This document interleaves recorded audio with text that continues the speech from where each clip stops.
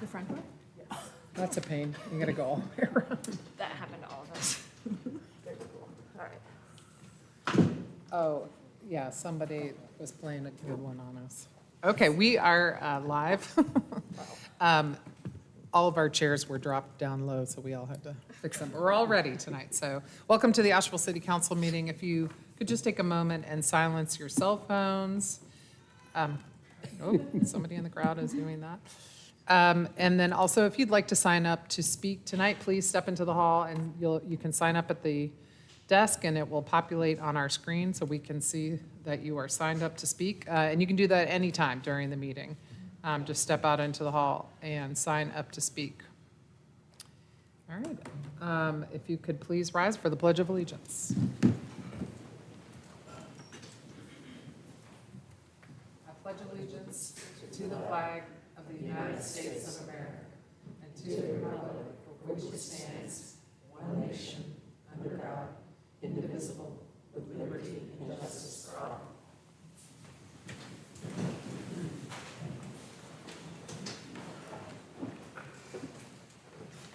We do not have any proclamations on our agenda tonight. Do I have any questions or comments or a motion to approve the consent agenda? A request on item S. Do we need to do anything specific to change that from a civil or a civil fine instead of a misdemeanor? Is it already? So, thank you for bringing that up, Councilmember Roney. Mayor, at the request made during a previous council committee meeting, I have prepared two separate ordinances for council's consideration on this tonight. The original ordinance, which did not change any of the substantive provisions, merely assigned criminal penalties to all violations, which is previously and currently the case in our ordinance.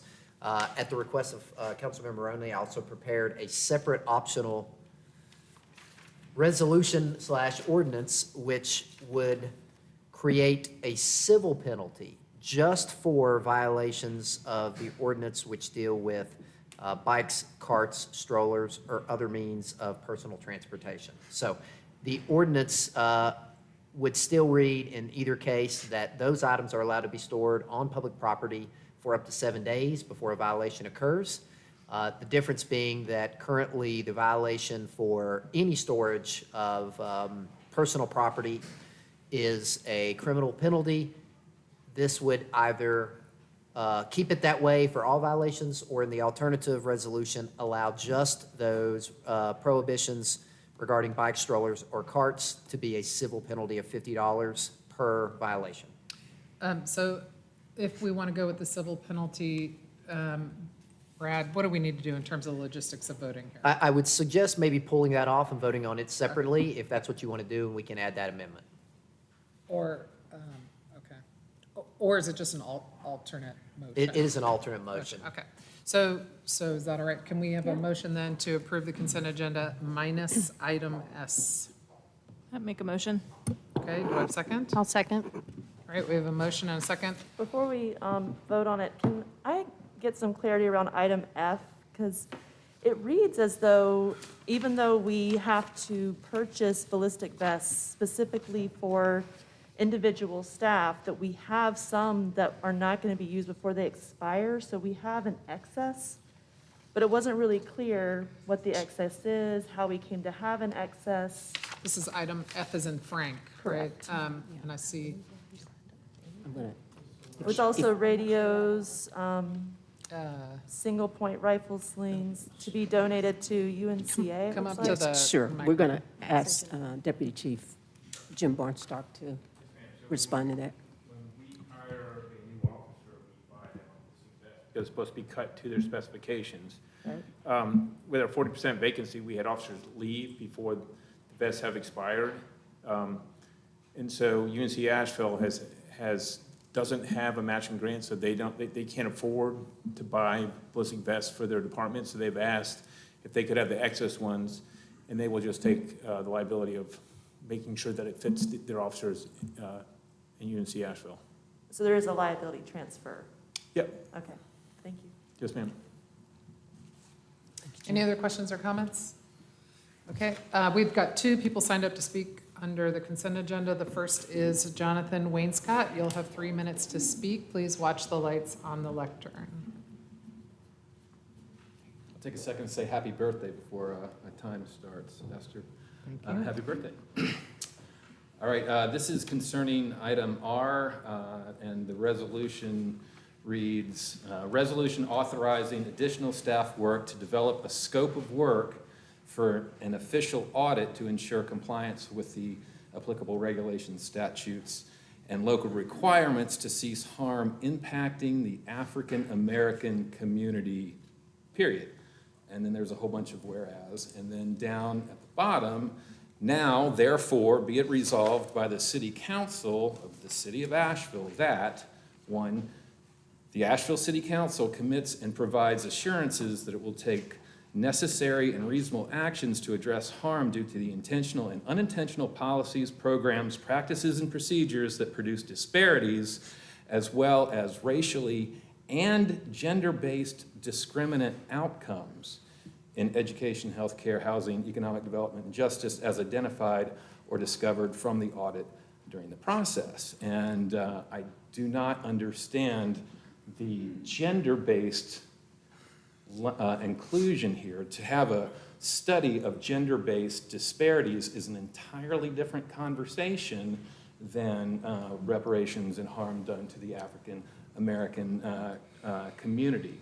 And so it seems as though if we're developing a scope of work and then it includes this without that study of gender, which is questionable these days, that seems as though that may dilute or affect the scope of work in this. So, I mean, I was a little unclear about that, and I called my friend Dwayne, who's on the Reparations Commission, to see if maybe I'm a little bit off base with this as to, you know, whether there's any space in the reparations process to have a full examination of gender-based disparities here in Asheville. And I also would like to say that I noticed during the agenda briefing meeting that the mayor brought up the potential of recognizing harm done to the African American community and referenced specifically urban renewal. And I would just invite you to look at some other policies, you know, that were here in the day and recognize those that need to be swept away as well. So thank you very much.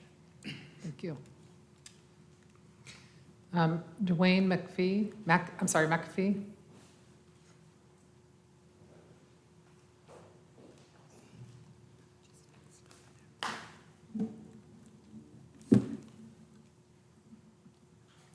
Hi, guys.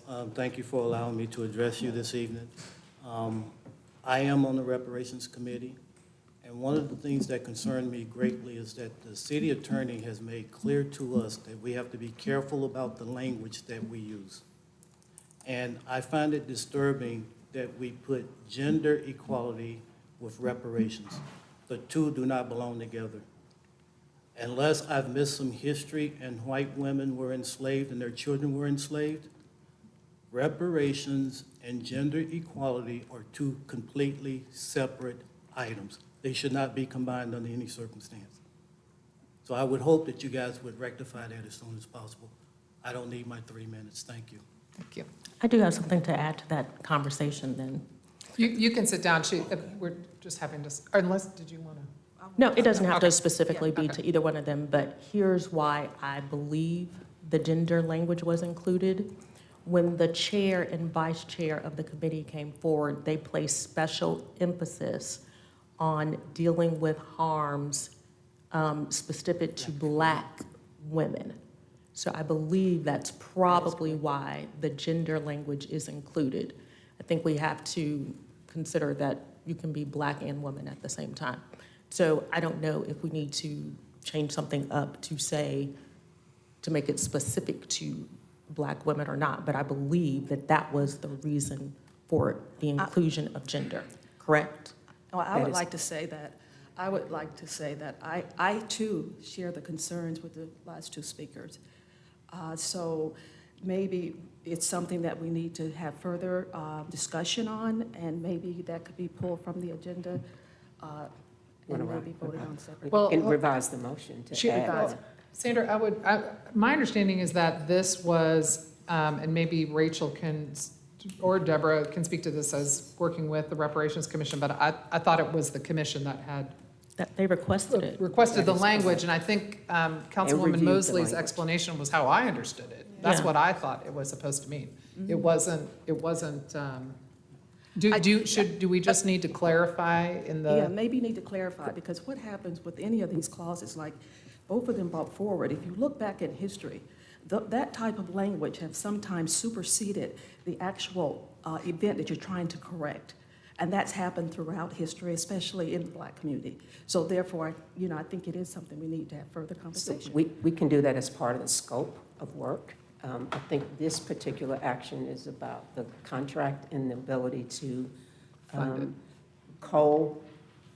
fund it with the county, but we can definitely change that as part of the scope of work, if that concerns you. But again, this language came actually from the commission, or at least they reviewed the language. Yes. And Rachel, if I'm incorrect, please correct me. That's correct, and I'm trying to find the resolution, but the language that was cited is actually in the resolution that the city council and county commission adopted. City council adopted it in January, county commission then adopted it in February, and I'm just having a hard time pulling it up right now, but the intent is, as you described, Councilmember Mosley. And we definitely can make sure that is evident when we do the scope of work with the consultant, that it is specific to Black females. And I think that definitely that was the intent.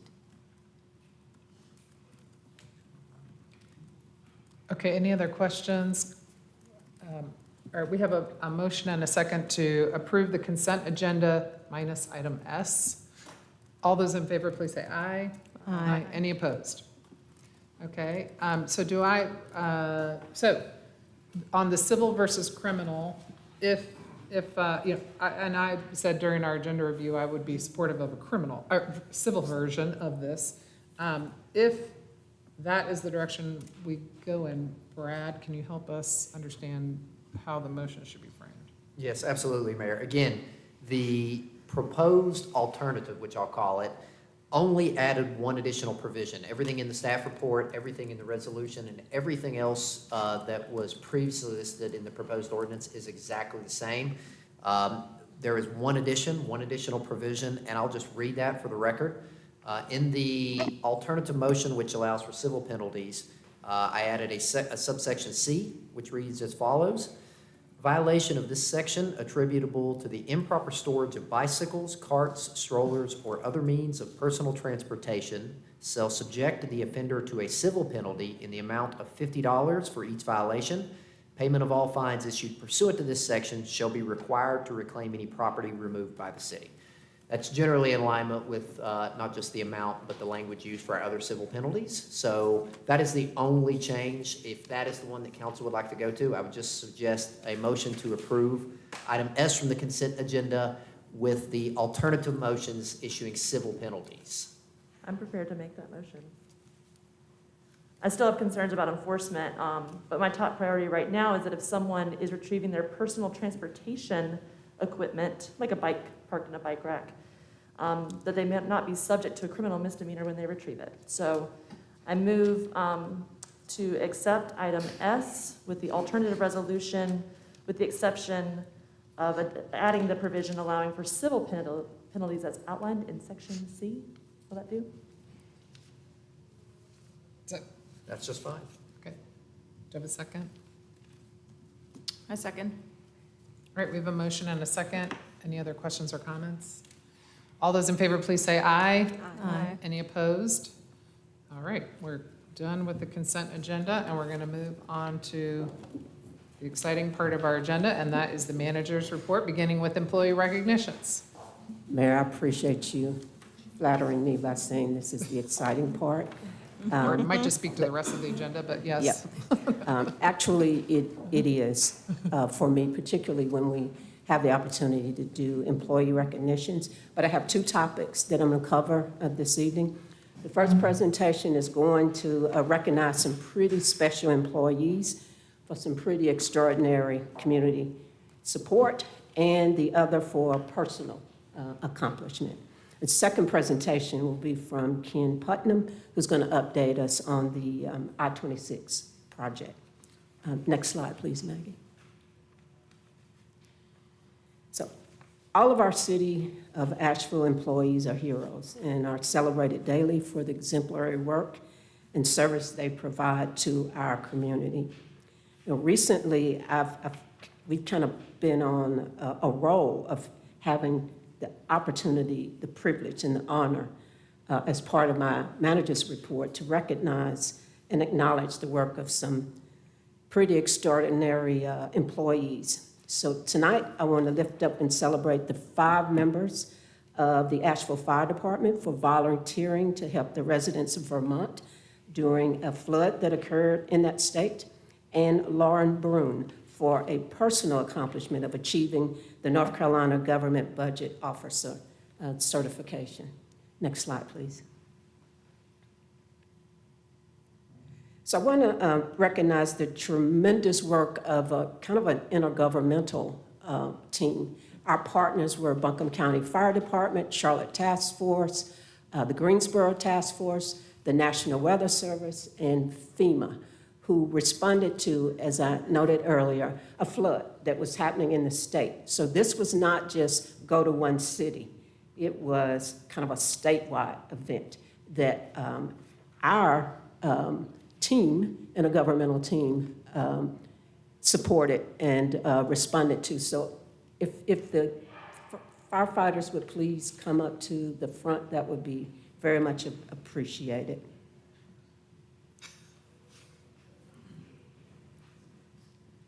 And yes, we definitely work with some outstanding, tremendous partners, but tonight we are recognizing our own team for the extraordinary work that they did. And we regret that all of them couldn't be here tonight. Some are on vacation, but we wanted to acknowledge them and express our gratitude for their willingness to volunteer to help another community in their time of need.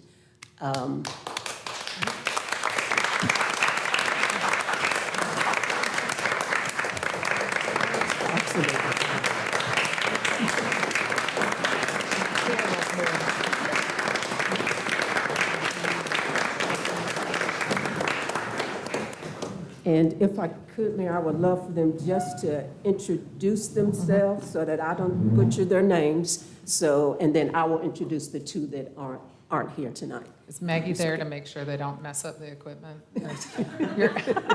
Come on up. I'm Isaac McCurry. Thank you, Mr. McCurry. James Kadaris. Thank you, Mr. Kadaris. Scott Hare. Thank you. And All righty, and so the ones that were not able to attend were J.M. Kirk, and I know it looks like he doesn't have an R in his name, but it's a French pronunciation, and so that's what they told me. And then Charles Hurd. So, are you going to hold show on. us? Go ahead. Next slide, please. Oh, we got a lot of information. So these are the conditions in which our firefighters had to go into, and you can see that's pretty dangerous. Next slide, please. So I'm not going to read all of that information, but suffice it to say they were deployed on Sunday, July the 9th, and released for duty on July 17th. I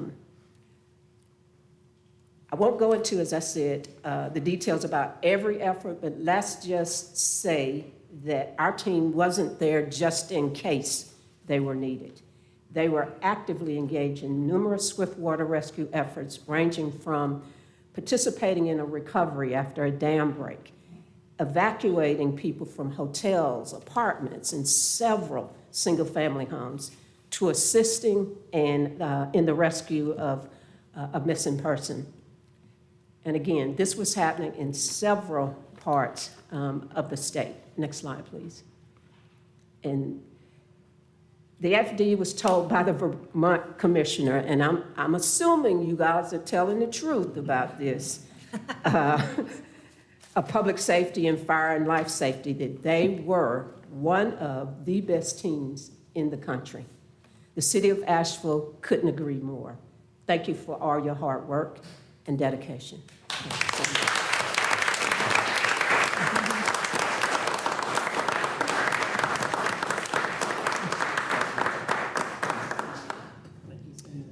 Thank you. I'd also like to recognize the team, the interim chief, the deputy chiefs, and Hiding in the back row. we appreciate you. Thank you. Thank you.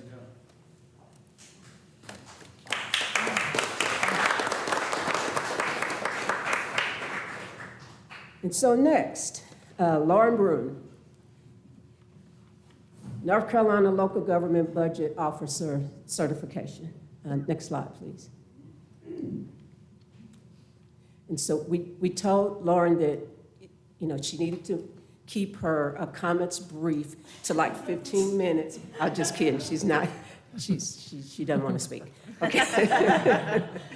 So in order to get this particular recognition and this certification, you have to do a lot. You got a lot of testing, local government budgeting, capital financing, performance measurement and management. But this is so special because Lauren is the first City of Asheville employee to have this distinction and exemplifies the professionalism we are striving for in public works and our organization in general. So, Lauren.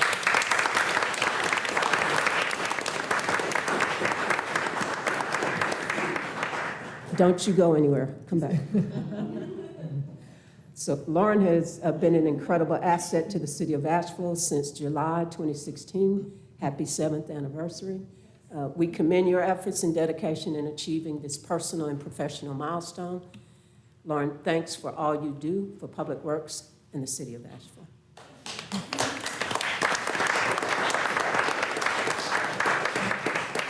Lauren, you are brave to follow firefighter recognition. That's hard to do. Congratulations. And so I'm done. So thank you all very much. We'll now, Mayor, unless there are any questions or anything, we'll transition to Kim Putnam's presentation on I-26. Okay, sounds good.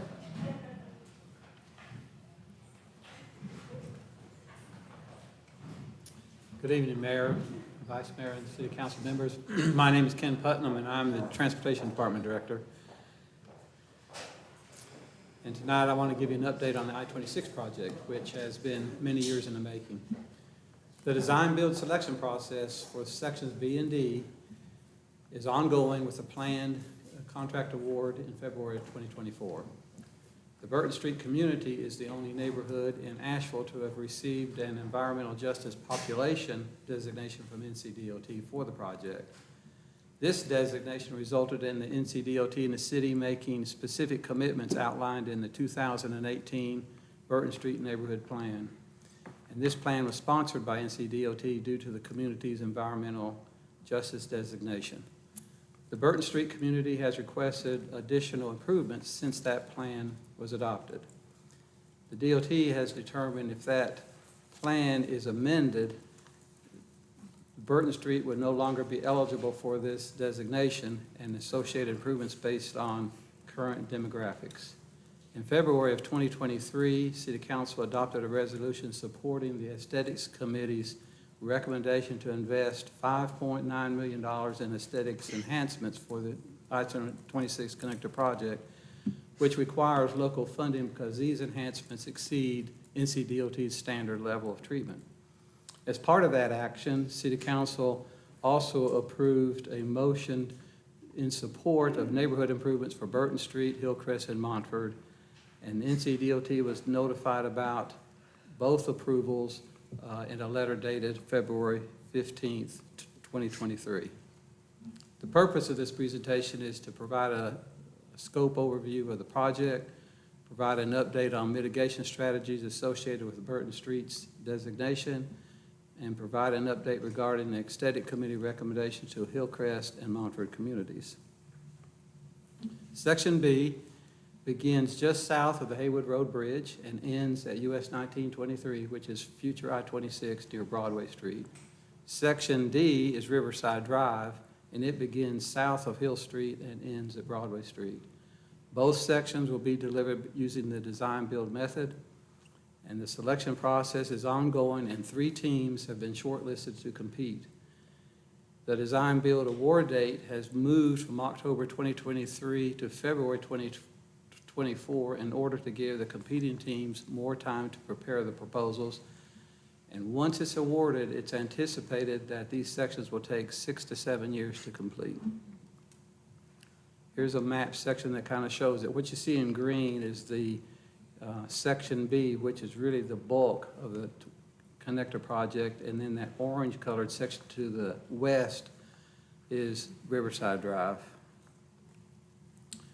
NCDOT identified the Burton Street community as an environmental justice population that would be eligible to receive mitigation improvements to lessen the burden of the project. No other impacted communities in Asheville received this designation. NCDOT partnered with the City of Asheville and the Burton Street Community Association to identify specific mitigation strategies through the 2018 Burton Street Neighborhood Plan. And that plan was adopted by City Council on October 23, 2018. NCDOT and city staff have been meeting monthly with the Burton Street Community Association leadership to discuss these strategies since August of 2019. And the Burton Street Community Association submitted an additional improvement request to NCDOT. If the plan is amended, DOT has determined that the Burton Street neighborhood would no longer be eligible for the environmental justice designation and the associated improvements based on current demographics in the neighborhood. Any additional enhancements in Burton Street would need to follow the city's typical budget development and review process. And the Community Association also inquired about the Federal Justice 40 Disadvantaged Community designation, and DOT has confirmed that Burton Street does not meet that criteria. The Aesthetics Committee did not make specific recommendations for the Burton Street community because the strategies were addressed in the 2018 plan. However, the recommended aesthetic improvements for the Haywood Road Bridge will definitely benefit the Burton Street neighborhood as well as West Asheville. 27 mitigation strategies were identified in the plan that included commitments for both NCDOT and the city. The rest of the slides, I'll talk about some of the key commitments that are identified. And a majority of these strategies will be implemented during the overall construction phase of sections B and D. One of the key strategies is to improve all the existing sidewalks to meet ADA design standards. These improvements have been identified and cost estimates have been prepared, and the work will be accomplished with a separate contract in order to provide opportunities for smaller companies to participate. Another one is to improve sidewalk connections between commercial corridors and include a pedestrian path from Buffalo Street down to Patton Avenue that would connect to a future greenway. A preliminary alignment and cost estimate has been prepared for the pedestrian path, and this work will also be accomplished with a separate contract in order to give opportunities for smaller companies to participate. A third one is to install a sidewalk along Patton Avenue to connect that new pedestrian path that I just mentioned to an existing transit stop on Patton Avenue. A multi-use path along the south side of Patton Avenue is included in the preliminary project design for Section B, so that will be part of the design-build process, that contract. Incorporate a Burton Street history mural on proposed I-26 connector sound wall if one is constructed.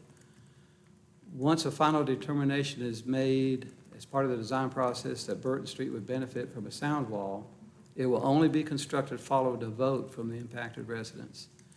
If the wall is constructed, the mural will be painted on a section of the sound wall as part of the landscaping contract after the construction phase. expand the Burton Street Community Center programming to enhance the community garden programming through produce processing and preservation, nutrition education, and a community farmers market /stand. There's ongoing discussion at the monthly meetings, including staff from the Parks and Recreation Department regarding this programming. And these enhancements will be considered for city funding during project construction. Conduct a feasibility study to consider a future Smith Mill Creek Greenway through the Burton Street neighborhood. Funding for that study will be requested by the Transportation Department for a future year in the 5-year CIP. Implement traffic calming measures on Burton Street and Florida Avenue, including improved speed humps and consistent speed limits throughout the neighborhood. A traffic calming project to remove the existing speed humps and install new ones on Burton Street and Florida Avenue was completed in December of 2021. For Hillcrest, the Aesthetics Committee and NCDOT agreed upon the following items impacting Hillcrest, which will be incorporated into the final design of the project. Pedestrian connectivity and access will be improved with a new sidewalk from the entrance of the Hillcrest neighborhood down to Patton Avenue, which would include pedestrian signals and crosswalks at the intersection of Patton Avenue and the Hillcrest Connector Street. A new pedestrian bridge adjacent to the entrance to Hillcrest neighborhood will provide access to Hill Street, and aesthetic treatments and lighting will be included on that new pedestrian bridge.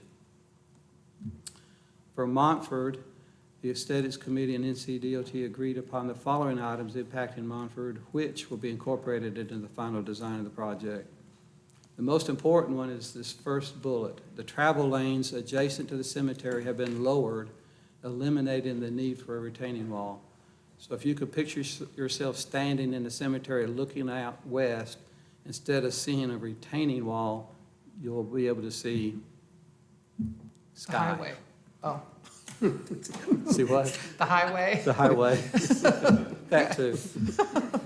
Pre-construction surveys will be completed and continual monitoring on the key monuments will occur throughout the construction phase. New fencing will be installed that matches the existing fencing at the cemetery.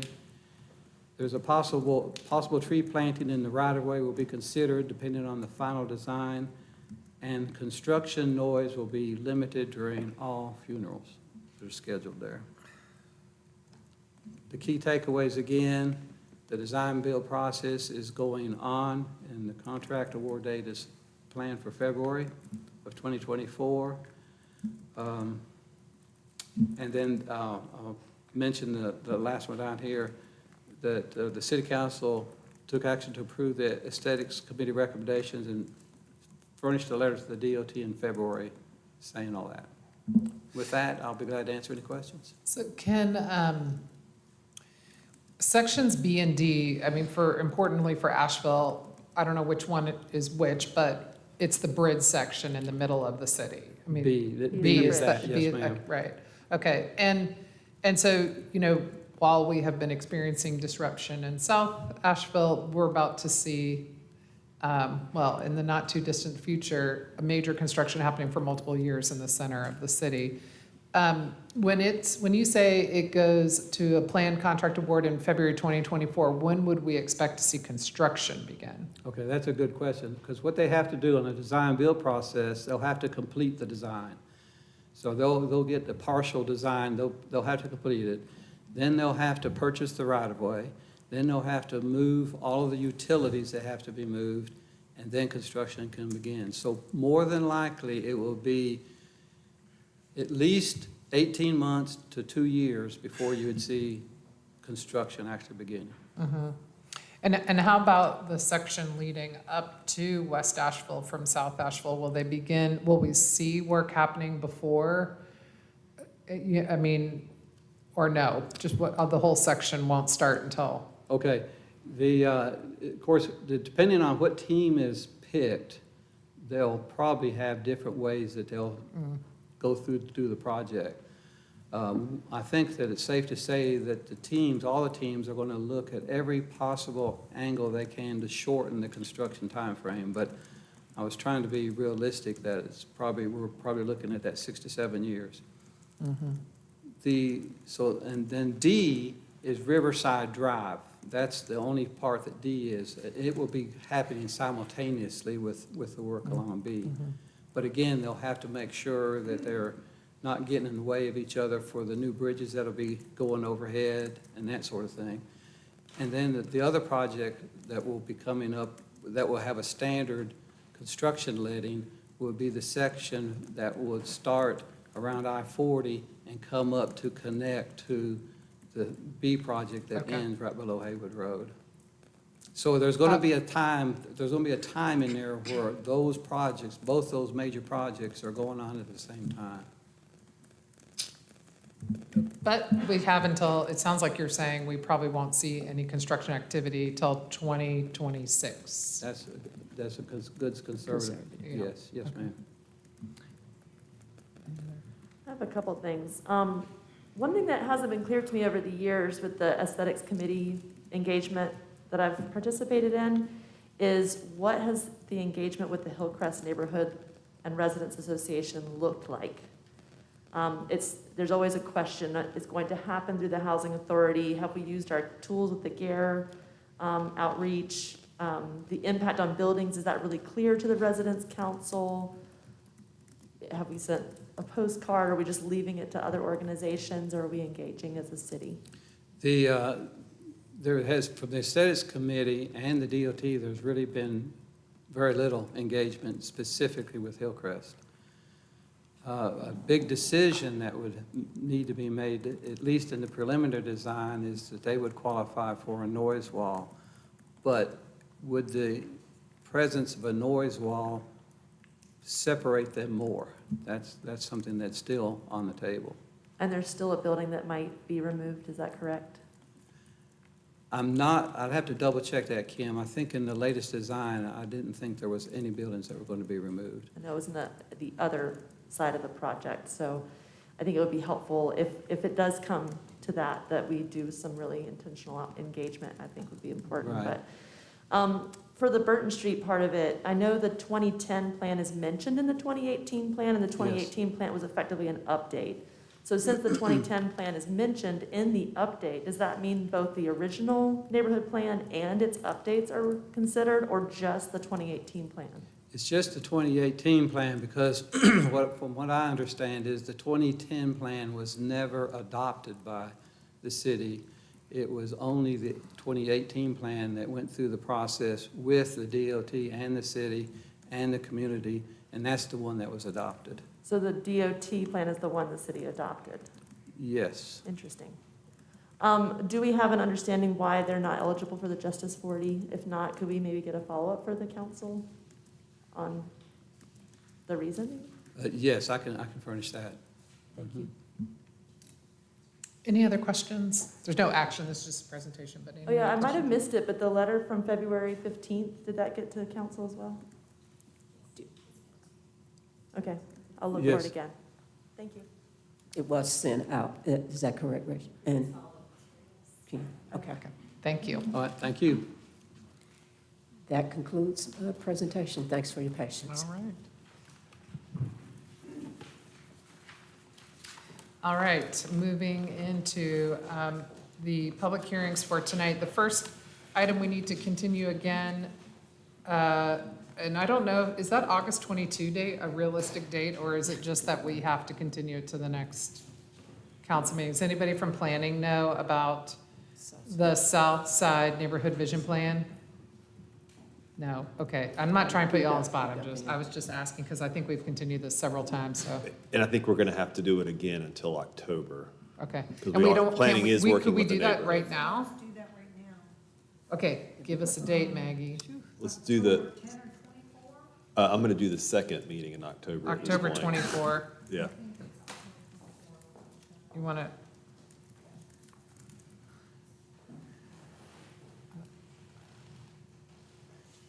Get our reading glasses out, try to look at our calendars. I am with you, Maggie. Yeah, that's right, October 24. Okay, so can I get a motion, continue item A to October 24, 2023? Are we gonna move it in October again? Well, I think, Ben, you're telling us that is when we're going to vote on it, No matter what. That is the day. no matter what. It's been a few, Yes, I got an updated schedule from planning staff today, and they're doing some steps to try to build consensus among Southside community. And their schedule is to have it here in October, and I assure you, they want to have it in front of you as much as you want to have it in front of you. So that is the most recent schedule, and I really hope we don't have to move it again. I feel like that was as good a commitment as you're going to get. Agreed. I'll remain hopeful. So do I have a motion to move item A to October 24th? So moved. All right, Second. Second, all right, Maggie, second. All right, all those in favor, please say aye. Aye. Any opposed? All right, item B, a public hearing to consider an amendment to the conditional zoning of 509 Biltmore Avenue for the purpose of increasing the amount of allowed signage. Will Palmquist is here to talk to us about it. Good evening, Mayor, members of council. Will Palmquist with Planning and Urban Design. I'll be presenting this conditional zoning amendment petition for the Mission Hospital signage. Should be a pretty straightforward application, which my experience has taught me anything means it will be incredibly complex and controversial. No.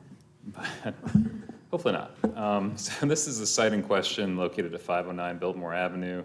It's the site of Mission Hospital. The petition really includes 4 properties in total, which total about 33 acres. The existing zoning is institutional conditional zone from the major expansion the hospital undertook back in, I think, 2011. Essentially, the existing signage at the hospital was approved under what was called a sign package that we no longer I guess, do as part of the sign regulations. So therefore, this request is coming forward as a conditional zoning amendment to amend the allotted signage for the hospital. The existing future land use is employment and anchor institution. No change in that designation would be required. And essentially, this is the proposed sign plan, just the map overview. You can see all the existing and proposed signs, the proposed signs being outlined with the red boxes. They consist of a combination of icon signage, so things like Mission Hospital's name, the Dogwood icon sign, and then some directional kind of wayfinding type of signage proposed as well. Essentially, 32 existing signs and 9 new signs are proposed. It would increase the total square footage to about 1,400 square feet as proposed. And here you can see the breakdown of all those different signs, which I won't go into.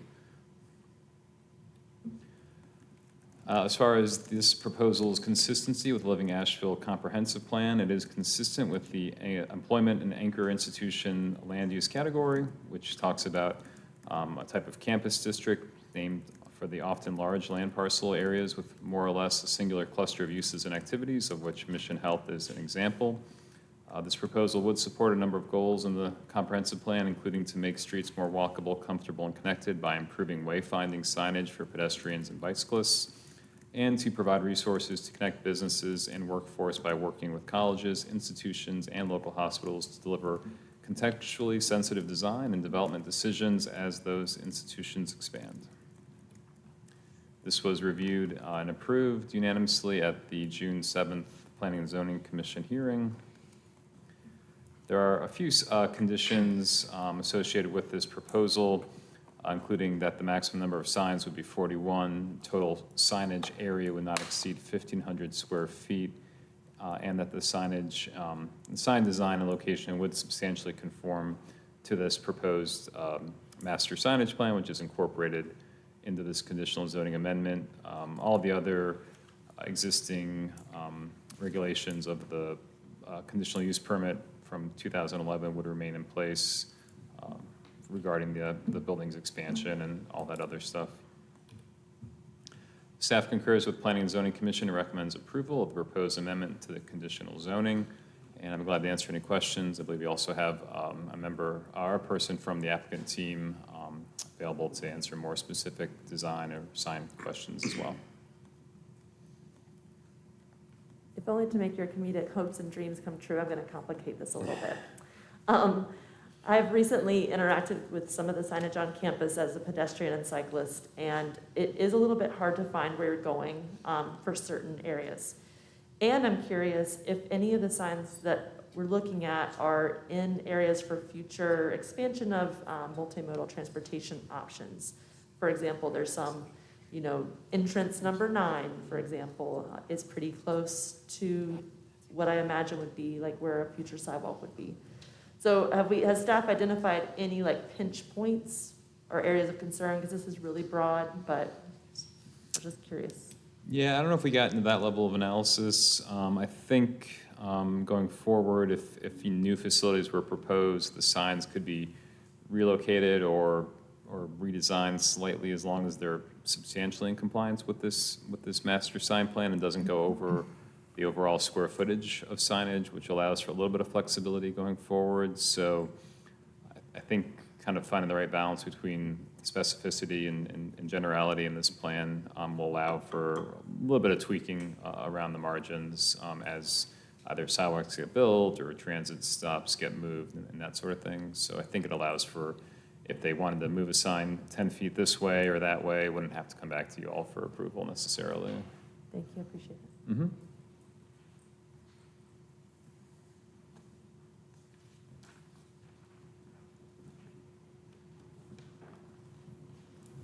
I could make a motion. Yeah, I was just going to double check. We don't have anyone signed to speak under this item, so I will open and then close the public hearing. So please make a motion. I make a motion to approve the amendment to the conditional zoning request for the property located at 509 Biltmore Avenue in zoned industrial conditional zone for the allowance of additional signage beyond the previous approved amount, and find that the request is reasonable, is in the public interest, is consistent with the city's comprehensive plan, and meets the development needs of the community in that the request, 1, improves wayfinding signage for pedestrians and bicyclists, and 2, connects businesses and the workforce by working with local hospitals to deliver contextually sensitive design and development decisions. So motion, do I have a second? Second. All right. All those in favor, please say aye. Aye. Any opposed? All right, so the motion passes. We have one other item on our public hearing agenda that will also be presented by Will Palmquist. It's a public hearing to consider an amendment to the UDO to revise the allowed uses table to bring all the uses in the land use impact table into one central unified table. Oh, it's not Will. Okay. Good afternoon, Mayor, Councilor. I'm bringing to you an amendment that is easy to explain, but has complicated impacts, as you can tell by the length of the ordinance. This is about our table of uses, and UDO, I apologize, is the Unified Development Ordinance. It is our single ordinance that regulates the development of land and is our access point for citizens, developers, and anybody seeking to do work in the city of Asheville. We have been long logging changes to the Unified Development Ordinance, and I have found that since I've started working here. It's gotten to the point now where I believe that the department is recommending that it's time to do a comprehensive update. In the interim, however, we developed a set of criteria that we think certain amendments should be brought forward to the council for consideration. And these are the criteria that we use, despite the fact that this update is planned in the future, that 1, substantive changes deserve and require significant engagement with the public and staff. Structural and maintenance updates are also equally important, and changes should and can be undertaken while we wait for that comprehensive update if it improves our customer service and our operations. This table of use unification qualifies in a very interesting way because it's not a substantive change to the ordinance at all. It's basically a very comprehensive formatting change.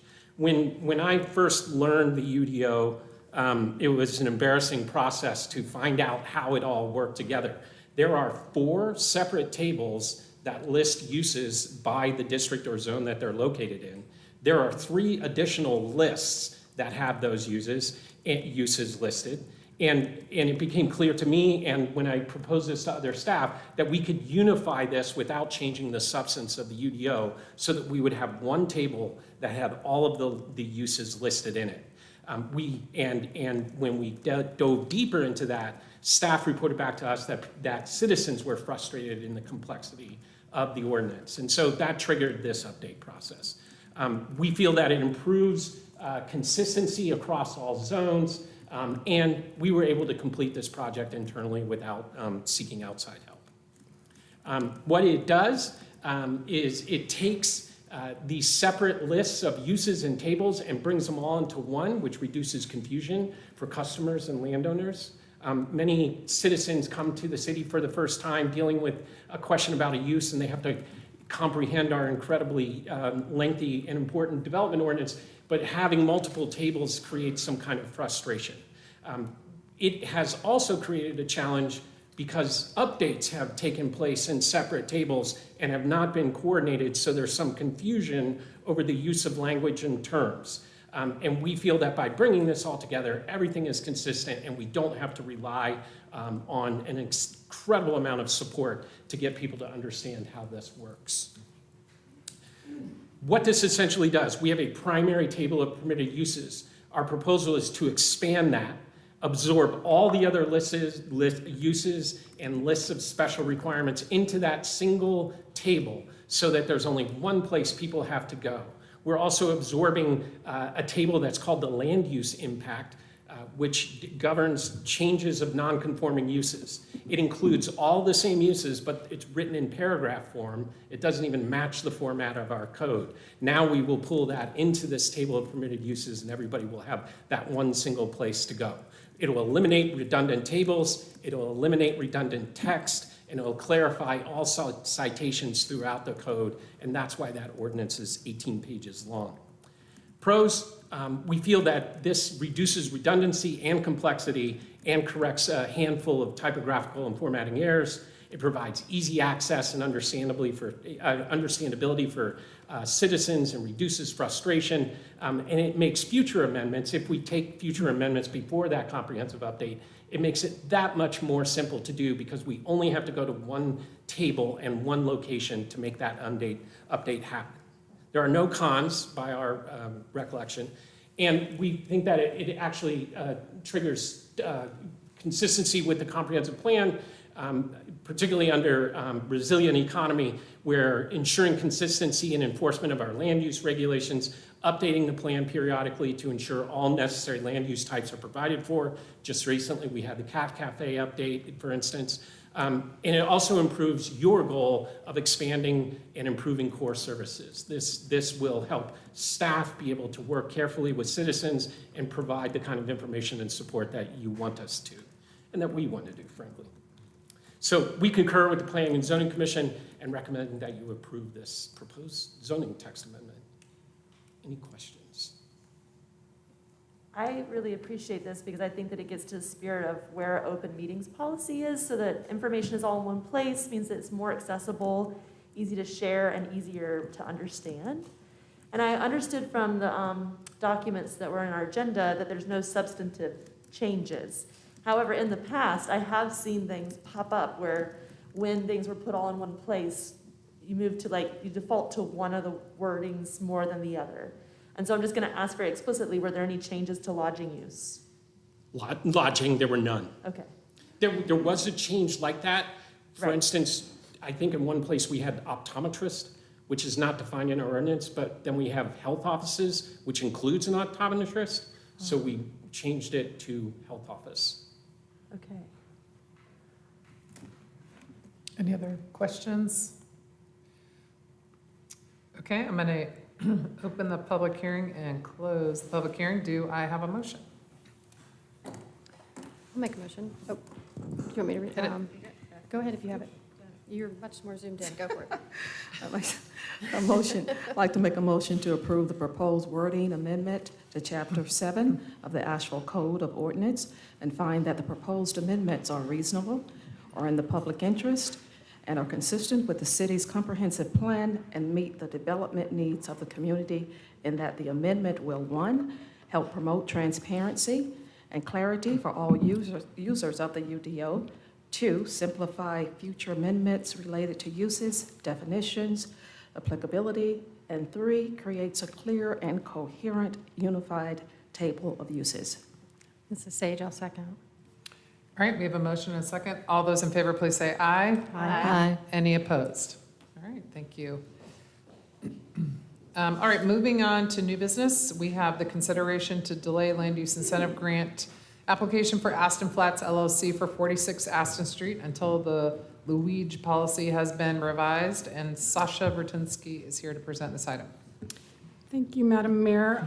Yes, I'm Sasha Vertinsky, the Affordable Housing Officer with the Community and Economic Development Department. I'm here to talk about this land use incentive grant request for 46 Aston Street. Just a few key takeaways first. This project request is an application for a micro apartment project at 46 Aston. It includes, the total project is 231 units and would include 47 affordable units for 21 years at 80% AMI or below, with a total grant of $1.953 million. The current policy doesn't address micro apartment projects. And at your last meeting on June 27th, City Council voted 6-0 to temporarily pause consideration of Luigi applications for micro apartment projects until the Luigi policy is revised. We are recommending that City Council delay consideration of this application until the policy has been revised.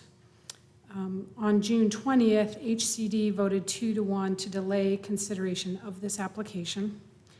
And actually on June 27th, Policy, Finance, and HR Committee voted as well, or they did not vote. Sorry, I'll get to that. That's why it's not there. Sorry.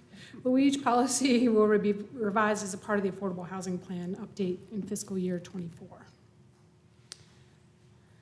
So I will just say before I go into all of this, there is a mix here of policy and project, and so we're trying very hard to keep them very separate and very clear for everybody. So bear with me if I'm happy to answer questions. In February, so some background first, in February of 2022, City Council approved a land use incentive grant for 217 Hilliard, a micro apartment project. And that project had a total of 80 units, with 16 being affordable at 80% for 20 years. At 80% AMI, excuse me, for 20 years. And the total incentive for that project was $592,000. To date, that project hasn't been completed. The necessary permitting hasn't been completed for construction, actually. The Luigi policy is technically silent on micro units. And when we were reviewing that application last year, we saw a benefit of this project being a pilot. Staff honestly was just, we weren't super experienced with these applications. And so this project did go through the process. And that was a $592,000 grant, and the one you're considering tonight is $1.9 million. So in September of 22, Aston Flats LLC applied for a Luigi for the development at 46 Aston. Because of timing and delays of committees, I believe it was called Finance Committee back then, didn't meet or had full agendas, and it wasn't able to go forward at that time. So it did come forward in February of 2023, and HCD reviewed the application and also requested that AHAC, the Affordable Housing Advisory Committee, review the Luigi policy in regards to micro-unit requests, not this specific project, but just those types of requests. So we're going to talk about policy now a little bit. So in March and April, AHAC discussed Luigi policy and considerations related to micro-units. In May, AHAC voted 12-0, recommending a delay in consideration of Luigi applications in general and awards for micro apartment projects until the policy was revised and included clear standards for micro apartment projects. They did recommend that if City Council wanted to proceed with votes on these projects, that they would address some concerns that AHAC had. So their concerns included whether the incentive should be adjusted to account for the smaller unit size. So micro apartments tend to be between 200 and 400 square feet, whereas a one bedroom might be 600 and up, or even efficiencies tend to be 500, 600 square feet. The demand for units, for smaller unit size. There was concern about of that population who really need these units, is there enough demand for these smaller units? Whether or not these projects need subsidies to be built. So there were questions around that. And then finally, they had a concern around micro apartment projects meeting qualifications for vouchers of issuing agencies such as HUD or VA, and then the applicable rent standards. So in May of 2023, in alignment with staff and AHAC recommendation, HCD recommended delaying consideration of Luigi micro-apartment applications. And then in June, as I said earlier, this body recommended the same. So as you voted in your consent agenda, we're about to start undertaking an affordable housing plan. We will be looking at Luigi policy and how it's been performing over the past 10 years. What should we really be emphasizing in that policy? Does that policy need to be changed, et cetera? So we don't have an exact timeline right now for that review, but we will be working with our consultant. It's as a top priority to get that done sooner than later. So now I'm going to switch to the project. So for 46 Aston Street, this is a 231 apartment complex. It's 2 buildings on about a half an acre at 46 Aston Street. As I said earlier, 47 rental apartments will be affordable, serving those at 80% of AMI and below for a minimum of 21 years. And the developer's estimating a taxable value after construction at $24 million. All the units in the whole development are micro units, so there's nothing special about the affordable units. And as I said earlier, the grant would be $1.953 million or $93,000 a year. So the subsidy per unit, which we often look at, is around $41,500 per unit. So policy considerations. So delaying the decision for this is not a reflection of this project's quality. You know, micro apartments are a unit type that are being done all over the country right now, especially in larger cities. We haven't seen them in our city before, really. It's in a very central location, close to transit. You know, it has a lot of elements of sustainability in that project. So our recommendation is not reflective of the type of project it is. The following concerns that AHAC did have been addressed. So we have confirmed that with the Housing Authority and the VA that those vouchers would, you know, the units would qualify for the voucher use. They're not categorized by HUD as single room occupancy, so they would be categorized as an efficiency, which has to do with like the rent standard that HUD would use if it was, you know, HUD. And then the developer verbally committed to us to set aside all 47 affordable units for voucher holders. So there are a few concerns that AHAC raised that haven't been addressed. The market demand for these units hasn't been shown. Confirmation on the need for subsidies in order to ensure affordable rents. And clarification if incentive amounts should be lower to account for smaller unit size. So the role, obviously, maybe not obvious, but the Luigi incentive is to assist with the affordability, not the entire project. And at the same time, I understand that developers want to know what they're going to be doing with their units when they're underwriting them and going for lending. I understand that. So in June 2023, HCD reviewed the project and voted 2-1 in favor of staff's recommendation to delay consideration of this application until the Luigi policy is updated. Then in June 2023, the next week, Policy, Finance, and HR Committee did not vote on the project. So this is the project location. You can see the transit center there on the left with the green roofs over here. So pros of following the staff's recommendation: it would give us time and the community time for the policy to be revised in a more holistic way. It would give council more information to consider about these types of projects, including input from our plan consultants, which are starting in August and September. Approving the staff recommendation would be in line with your last vote in June. And a con of this action would be, a delay in this decision reduces the amount of certainty for the developer in his project. So, as I've said, we are recommending a delay in consideration of this application. And I have a suggested motion here. I have an initial question. The applicant, this is written as a delay or not? Is the applicant open to a delay? Or, because I was under the impression they wanted a yay or nay. But have you talked to And them he's about? here. Yeah. And he could speak I to wasn't that. sure why, if that's why you, okay. Because that's what passed out of HCD. Well, but the delay, the motion tonight that we delay, okay. That's what passed Yeah. out of HCD. I guess it's different than an outright denial. Yeah. I I just wonder if that's what they're interested in, but we can Because ask part them. of what happened was, in HCD, the motion was made to approve, and it failed because there wasn't a second. And then as a follow-up, the motion to delay passed 2-1. And the applicant is here if, which sometimes you all hear from them.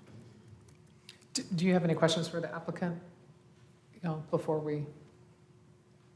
Did we ever come up with a number that would be correct?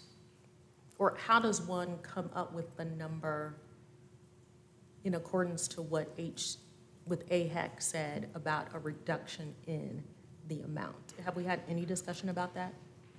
I saw in the email from one of the AHAC members that they said, it's kind of natural in that a smaller unit has a smaller value, which means a smaller property tax. I would like which for her means to answer my yeah. question. We haven't. I will confess to doing math around these things. And, if we got to the point where you were interested in that, and if council wanted to look at a lower incentive, we could look at that. Council does, and I didn't say this in the presentation, but it's clearly in the policy. And in our Appendix 1, which outlines our allowable rents for 80% in the different income strata, it clearly says that, this program is a grant program by city council. You have full power over it. So it's not what HUD rents say, or, so if council wanted to adjust, I'm going around your question a little bit here, but if council wanted to adjust the rent standard for these units, you would have the power to do that, to put that into the agreement. Is that something we could request the group that is looking over the full policy to come up with examples of how to fairly do those adjustments? Absolutely, sure. And can we add to that a consideration not only for the smaller unit size, but shared amenities? Because it's a shared kitchen space, right? Right. So can they consider the correct incentive amount for shared amenities as well? Wait, don't they have kitchens? So each unit has a kitchenette. So what that means is a microwave and a smaller fridge, I believe. I guess you're free to buy a toaster oven, I assume, or whatever. But then each floor has a large shared common kitchen. And So then- you don't have a stove, is the main difference. And then they agreed to all 47 being set aside for vouchers, getting to those lower AMIs? Yes, I believe.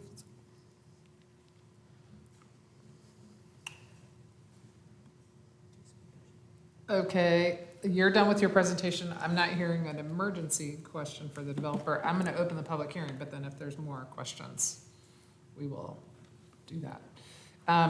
Okay, we've got the folks, when you come up to speak, you'll have 3 minutes to speak. Watch the lights on the lectern. Mayor, I apologize for interrupting, but this is actually not a public hearing. This is an item of new business. I'm sorry, you're right. You're right. Thank you for reminding me. I was in public hearing mode. So I do need a motion first, and then I will take public comment. I can make it. I move to recommend that City Council delay consideration of the land use incentive grant application for Aston Flats LLC at 46 Aston Street until the Luigi policy has been revised. Okay, do we have a motion? Do we have a second? Second. All right, we have a second.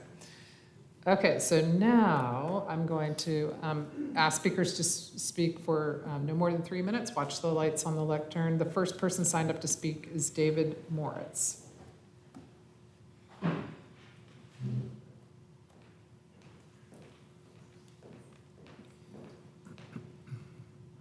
Good afternoon, Mayor, Vice Mayor, Council, women. I'm the developer of the project, and I'd like this project to go forward with a vote for either approval or denial.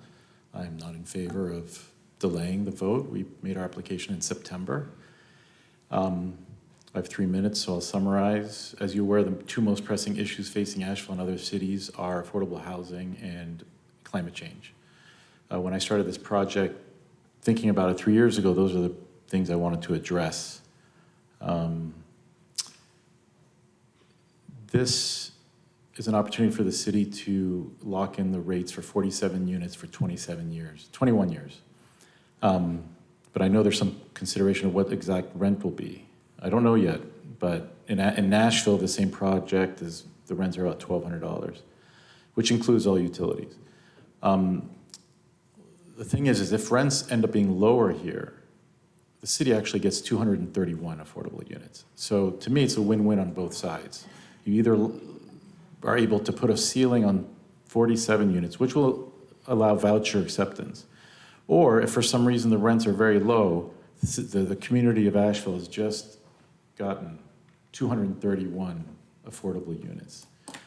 We don't know what the rents are going to be. Costs have gone up significantly, and we're still working on it. The other thing is climate change. 231 people living here. As an example, if service workers live in Arden, the carbon impact is 1.3 metric tons per year of just the commute from Arden to downtown. That's the equivalent of 22 acres of forest carbon sequestration. And as an example, there's a project that was just reported in the Citizen Times that's going to be done on 8 acres. And that's 108 metric tons of additional carbon that's going to be sequestration because they're going to remove a forest. Our project is in downtown. It's on a parking lot. No trees are removed. There's another project the county approved on 100 acres. That's 1,300 metric tons of carbon that those trees are sequestering that are going to be destroyed for that project.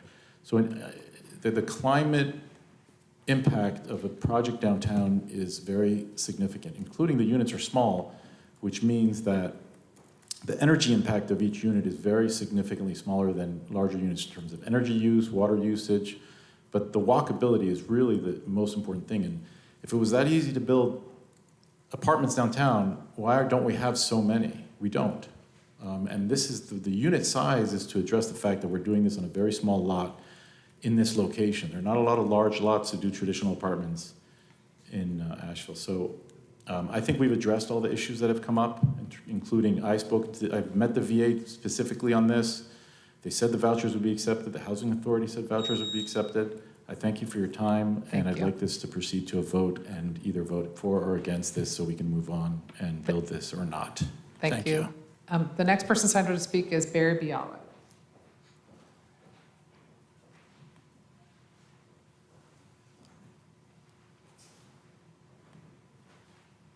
Hello, everybody. Thank you. Oh, so much frustration. Okay. Here's what I want to say. I want to start with my why first. I'm going to start really fast. Why I have this relentless, obsessive pursuit for being a change agent for affordable housing. Why I serve on the AHAC committee. Why I built 180 or so houses for people in town. I grew up in affordable housing. I grew up in one of the largest affordable housing developments in the city. I went to 7 schools in 6 years. And stable, secure housing is what gave me the springboard in life. And so my goal in life now is to do that for others, and I'm doing my best. So when I see, and I appreciate policy, but when our policy now is crippling progress and our basically delaying of so many things we do turns into inaction. And we are in a crisis time, and we need action. And here we have a project before us that an application was submitted in October. It followed all the rules. Somehow we decided we wanted to change the rules mid-process for an application, which was, as the chair of AHAC at the time, was maddening. I mean, I shared my frustration on that. That's why it took us so long to go through this. The amendment you saw, the wording, I don't think really really accurately expresses what we said. What we said that these are some things we considered, and if it can do this, then we should move along. We were not saying you should delay this and not do this. We have not met. We did not meet this month, AHAC, so we haven't had the opportunity to hear exactly what has happened since then, which now there's 47 units that are being proposed to be accepted. all for voucher housing. The housing authority has said that this is a great project. The VA has said this is a great project. I look at everything I do with affordable housing, I look through my very personal lens. Would I live here? And this is a project I would live in. And I've just with that other, and I understand, like I said, our process, sometimes I understand the need for it, but we're hurting ourselves.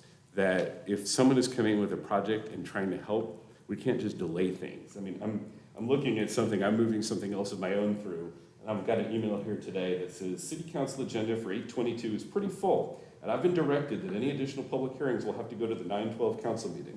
If we went with this meeting, then maybe you can make it to 9/26. A month before a meeting, I'm being told I can't even be on your meeting. So it's like, we have this issue of delay, and I don't know where it comes from, and we need to change that. But this application, the scaled rebate is the big thing that I keep hearing about. So this is a scaled rebate. The Luigi is a tax rebate. So which means is each unit of building, it's assessed by the value of the building. If the units are smaller, they're assessed smaller, which means the rebate is smaller. So that's what I've always tried to like make the numbers clear that any of these are scaled rebates. The rebate is all based on the value. A smaller unit is worth less, so the rebate is worth less. We've already earmarked millions of dollars for units this size. The Ramada Hotel conversion, those are hotel rooms being millions of dollars we put through. They're probably the same size or smaller. So that's, you know, what I want to share. I really urge for this to be voted on tonight so the developer can move on or not. Thank you. Thank you. Is it a scaled rebate, What's that? Sasha? So I did meet, not around this project specifically, but I did meet with the tax department director a while ago, a couple months ago. And we did talk about micro units. And really, it all comes down to the assessment formula, right? So how does when the tax assessor comes in to assess a project on the tax value, which ultimately determines how much taxes they're charged. And he talked to me about, you know, it's very possible that a micro apartment project that would actually, on a square foot basis, assess higher than your standard apartment complex because there's so many more units in that same envelope. So you might have, and I don't know if this is helpful, I don't mean to confuse us all more, but if you had the same building with less units, your tax value would be lower because you've got less revenue coming in. So the question, the answer is, honestly, I'm not sure because we don't have a building like this in Asheville that's been assessed to answer that question. This is not there are micro units all over the country, so do we know, have we looked into how this pans out in other markets? I know that market comparisons are extremely valuable, but this isn't the tip of the spear. I think that's why the delay to study and better understand, yeah. It's just the timing. I'd like to ask a question. When we talk about actually reviewing the Luigi policy, how long, what's the timeline on maybe getting that revised? Does anybody? I would say a minimum, honestly, of like 5 to 6 months. I mean, we need to get some recommendations and then we need to go through the process. Select committees. Yeah, I thought when we approved it last time that it was by the end of the year. I remember No, that that's part? 5 or 6 months. but Yeah. We're targeting, yeah. Right. So the tax value here that we're equating is roughly, and this is kind of an estimate, right? Because once it's billed, it gets evaluated, and then the real numbers come in, but we're estimating $93,000 a year. Correct. Of the rebate. So, I mean, I guess this is my concern, because, you know, just to back up a little, HCD did say, AHAC, will you help us better understand this? And this is parts of our boards and commissions trial, right? We're kind of the guinea pigs. And they came back, to their credit, with, we're not sure, we need more time. I guess when I was hoping at that time that it wouldn't be a year till we got some input. So, you know, I'm in these HCD votes that were all these bullet points, and my opinion at all of those was, it's great, yes, let's hear more, let's look into this, review and learn and improve the policy, but in the meantime, let's not stop what's already in the queue. Let's stop new applications. Like this applicant's been in, what'd they say, September, October or something last year. So I'm concerned about that, but I'm also concerned, like, what we might be putting at risk. Because if the idea here is that we should subsidize them less because they're smaller, and we don't fully understand that, then the risk is that $93,000 a year, right, of subsidy. So I'm not sure that we could, for $93,000 a year, subsidize and secure 47 units. I mean, if we funded you $93,000 more dollars, could you create 47 more affordable units for us? And also, one thing I'd like to know is also from the developer, I know time is of the essence, especially what we're dealing with now with the economy. So basically, I was just wondering, the further we put this off, it may impact the developers' financial wherewith as far as the project itself. So is it worth it to put that in jeopardy where we can probably bring 231 affordable units? And even people say affordable because you got to understand that the people that will probably live in these units are people that work downtown, the people that work in the service industry, the people that are maybe dishwashers. I mean, these units will be affordable for these people that are now having to drive in or can't take a job in town. And I think that as far as that would bring more diversity downtown because people could actually live where they work and they could get to work back and forth. And I think that it's a good, for me, I think it's a good fit. And like you said, it's a pilot, of course, but I think it's for what we're dealing with now and the amount of land, being able to actually use that amount of land to be able to put housing for 231 individuals. I think that we may not want to take a chance and lose it because even if we redo the Louise policy, suppose all of a sudden it doesn't qualify under the Louise policy. So we still have that aspect to deal with rather than going ahead and doing it now. So as far as I'm concerned, I think it's something that the community could benefit from. Any other questions, comments? So we have a motion that would. I have one last comment, sorry. Go ahead. Well, I just want to, because I care so much about affordability, and I appreciate what the previous AHAC chair said about why, and I just worry sometimes, like when we have put so much effort into figuring out our housing crisis. I think a lot of us have spent a lot of time, staff have spent years, we've added staff, we've probably invested like $1 million in cash between Bowen reports, the recent homelessness study, just to really understand the problem. And some of AHAC's concerns were whether or not there's a market for smaller units. And I think every study we've ever had said that the primary need is efficiency in single and one bedroom. Not necessarily SRO, which is why that came into play. Is this an SRO, a single room occupancy, which is different. So I want to express that one of the things in my history with affordable housing in this city is that we were intentional about getting these studies and saying, what is our key need? And it was one bedrooms and efficiencies. And then we were intentional about going to the development community and saying, why aren't you building these things that we need? And one of the things that came up pretty often, I remember, was that this process was hard. To come all the way to council was challenging. It took too long. It was always delayed. There was always a moving of the goalpost. And I feel like I want to share this sentiment because I feel like that might be a little bit of what is happening here. And if we're going to be intentional about going out and getting studies, and we're going to be intentional about going out and getting input, it's just like with AHAC. We want to respect it. I want to respect that AHAC wants more time, but I also want to respect that we've been told we move the goalpost at the end. You know what I mean? Does that ring with anybody? So I'm not going to be supporting that we delay it, and I also want to respect that the applicant needs a yay or nay. And I will come up with a different motion if needed, but I'll also respect that we need to vote on that one. I'll chime in also. I'm in support of moving this project forward for many of the reasons that Seed shared and Vice Mayor shared. I think ultimately dense housing downtown is something very important for us and something we need to do. And I can't imagine that parcel will come about in a different way that can get us towards this goal. I think that when there's unproven things in the market is a great time for the government to step in and try and stimulate to see. We know that the type of affordable housing projects that keep coming to us are not enough. And we know that the non-affordable housing projects are not solving the problem either. And so to see kind of a mission-oriented developer innovating and being creative to do something different, I think that's a really good time for public money to be at the table to test and say, all right, are we about to unlock something that could be useful? I don't really know. But to pause and study when we're in such a crisis, I'm comfortable with the risk of what we learn, because I think the learning in and of itself will be extremely valuable for our market and for the people that need housing now.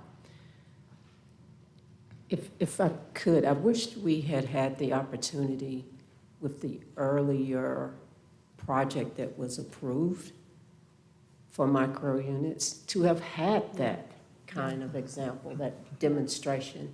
But we don't have the track record, and that is Do we know how unfortunate, because many- we did approve one. How many You all units did was it? approve one, I'm sorry. We was did, 80 but units? it hasn't been constructed. It hasn't been Right, so constructed. that's my question, same because I builder. supported that last one. Reasons I supported it. The community says we need voluntary inclusionary zoning. This is that. We need a kind of rent control. This is that. We need cooperative spaces for people to have shared living. This is that. We need places that are close to resources and transit so you don't have to have a car, which reduces the cost of housing. This is that. But what I'm not seeing is we already approved one, and I don't understand why it hasn't gotten its construction permits. What's the delay there? Well, they're here. They're here, but probably. I mean, we can finance. ask, right? I mean, this is, and just kind of piggybacking on that, you know, this council has approved, Sasha, I'm just gonna wax poetic here so you don't have to stand there. I always feel bad for everybody having to stand there, but, I mean, we've approved a lot of projects that haven't started. And, they're, you know, we can drive around this city and see them. And I was just talking to someone in the multifamily housing industry, which is a code for apartments, last week, and they basically said lending is completely dried up. So my concern more is that we have this big political debate about whether this is a perfect project or not. And the reality is, I'm thinking right now that there's probably no financing for this. But and there's so many. I mean, I'm very concerned about how many aren't coming out of the ground yet. And we've put together, and they're probably going to come back and ask for this or that, but it may be years. I mean, my brother has a business in Chicago in the West Loop, and for the last 2 years, he's been freaking out because he's a tenant, and someone was about to buy his whole block and put up this huge complex, and he was going to have to relocate a small business. And finally, after 2 years of torture, they just signed him a new 5-year lease because nothing's happening.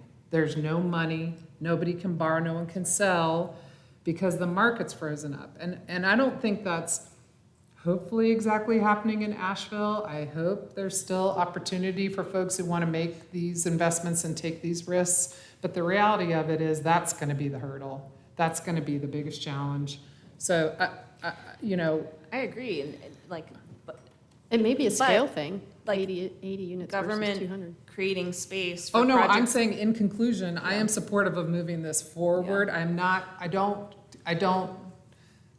too many times on this council, we've spent a lot, not even this council, I mean, just going back years, we've gotten kind of academic about it. And the reality is, folks have the hardest time putting it together in the end, and there's not that many that actually go.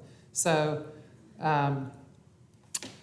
you know, this is I have young adult children myself. I think they would be really interested in living in a place like this, for not only for the economy of it, but also a shared living space. They're very interested in maintaining mental health by interacting with people on a regular basis and not being isolated. That, you know, frankly, my generation didn't spend a lot of time thinking about that problem, but that is a real problem now for teenagers and 20-somethings and 30-somethings, just finding a way to connect. And I think this is a really interesting model for living, where you are interacting with people and you are living in a shared space with some privacy. But And my so- son, and I'll say to that, my son, I asked him about it, and he's like, oh, Mom, he works downtown, and he's like, oh, Mom, I would live there. Same. Yeah. And this is what we're hearing. So I think it's a great project, and I think that if they can get it through with the financing or whatever, then I'd like to. Yeah, I mean, Hey, we wish still you need to best, work yeah. on Luigi, and Yeah. Yeah. well, we're always working on Luigi. I feel like that's gonna be a lifetime commitment. We're always gonna be It might. changing Luigi. And that's because conditions are changing. I mean, Yeah, things are changing, so it's hard to keep the policy applicable to every moment that we're in. Well, in addition to the question about what's holding up the other one, is what I'm hearing is that it's gonna be built regardless. So do we need to put public tax dollars into this if we have a potential to have one that's built with subsidy and one that's built without, and see if either one of them can actually get up? Where are you hearing that it's gonna be built regardless? Yeah, I would love some clarity around that. What I'm hearing is if it gets denied, it may or may not happen, but I would love to know if that's clear, because that's Because the not. developer's here, the developer Yeah, you- said two different things at He, different times. I think he came up during Also, public they're comment, but he supposed- can still come and I think speak. at first he said in an HCD meeting that it would be built, Yeah. but then Why don't I hear from subsequent him? financing You're not made restricted it to so the 3 that minutes. You it can would come back. not, So- it would not be built And- without the. And before you speak to that issue, but I think under it's a hard Luigi, it is supposed to be a but for the application of the policy, right? I mean, you're nodding. I mean, that is supposed to be the criteria, that the project wouldn't be possible without the Luigi grant. No, it's Well, just for the AHAC is subsidy. questioning that though, right? The policy says that it's to subsidize the affordability, And but, not okay, to but for build the it. grant, that wouldn't be possible. Okay. Right. So at one point, it would be built, and then I guess subsequent financing was such that this was a necessary part of the package. Do you want to Right. say Well, anything I on was that going to point? address the question about our first project, which is the one on Hilliard. So we do have financing with that project from Okay. First Congrats. Horizon Bank. And the issue was that when we got our final construction numbers, the numbers were very high, because as we know, costs have gone up. And so we had to renegotiate our loan with the bank. So we spent a few months renegotiating with the bank, and then the cost came in even higher. So we are currently negotiating with 2 contractors that are local, and we've told them the number of the construction costs we need to make it work. We still have the support of our lender. We have done all of the work to get the permit. We actually have the permit, we just haven't pulled it, because once we pull it, we have a 6-month deadline. So we've done all the work, we've spent all the money, we've spent hundreds of thousands of dollars on full construction drawings, on everything for the Hilliard project. And so it's our intention to get that one started. It's just been some delays because of the costs and the negotiations with the bank. And we're hoping to get some further clarification. There has been some softening of some of the subcontractor pricing. But, I mean, the big picture is, you said, Mayor, is that, building projects is difficult, as you can see from your own highway project that's going to take another 8 years, right? So it's hard, but, I'm here locally and I'm working hard to make this happen. I think it's a great product that we can try to make work. And we don't want to wait for the first one to be built to start the next one. The idea is that this is proven in other places. My business partner's done a number of them in Seattle. He's done 2 in Nashville that are very successful. So I think it's going to work. I think it's very viable. My children, I have 2 boys, 24 and 21. They both say they would love to live in it as well. And so once we get through this process, we're going to go through there's a long process of getting final construction drawings done. And we're going to move forward with that project because we don't want to wait. We're not going to wait for the first one to be completed to start this one. That's the idea. And we wish we would have started the last one 18 months ago, but unfortunately, it didn't happen. But when you said something about the cost of the first project, because there's only 80 units, Yeah. right? So which means like the cost exceeded the actual, the number. So with this larger project with 231 units, it's more Economies of it's scale. easier financially to be able to support it as far as A lenders. larger project will, Yeah. there are certain costs that can be spread over more units, and for sure, that's true. So one of the challenges of our first project is a bit smaller, yeah. So just to be clear, you would like a yay or a nay, not a delay? Yes. Okay. So the current motion is a delay. So should we just vote on that? Is that procedural? Yeah, so we've got a motion. Well, I have a different question then. It sounds like you're gonna go forward and not wait for Hilliard. So if it ends up being a delay, wouldn't one just pull the request for Luigi and move ahead? Are you asking him? Yeah. I'm sure. I mean, that's what I'm hearing, that you're I don't gonna think I build it feel it. regardless. Well, our decision-making will be based on this proposal. But what I'm saying is that we're not, to build the one on Hilliard's gonna take 18 months once we break ground. So, once we make a decision on how to proceed with Aston, we're not using the Hilliard one as a test to finish it, see how it works, and then make a decision is what I'm saying. You're saying you're already behind on Hilliard, We you're still are, moving yeah. forward on I Aston. mean, but Okay. it is a challenging environment to get things built, that's for sure. But I have another project in West Asheville that we've been working on for 10 years that we're currently building single-family homes. So it's possible to get things built. But I just wanted to make sure I answer your question, or any questions that you have. Thank you. Thank you. Okay, so you were asking the procedural question. We have a motion to delay, so we would take a vote on that motion. If the motion passes, it passes. If the motion fails, then we can entertain another motion. Okay. Do you want to, am I, yes, no? No, I might add, if this particular motion fails and you are voting to approve a Luigi grant tonight, you probably need to take a preliminary motion to add that item because it was not previously on the agenda. So that's why I asked about the delay language. This was my concern. And that's why I brought up that they were, It was kind of odd. I assume there was some reason we did it well, and that I way. expressed this, they had been clear, they wanted a yay or nay. That's why Oh, I I see. was Okay. wondering. Are you saying we can't vote on their Luigi tonight because it wasn't No, properly? he's saying we'd have to amend the agenda to add it. Yeah. Wow, okay. Well, let's vote on this. I'll do two motions. Okay, so this is the motion to delay. So all those in favor, raise your hand. Okay. All those opposed, raise your hand. Okay, so the motion fails, and now we could have a new motion to add the item to the agenda.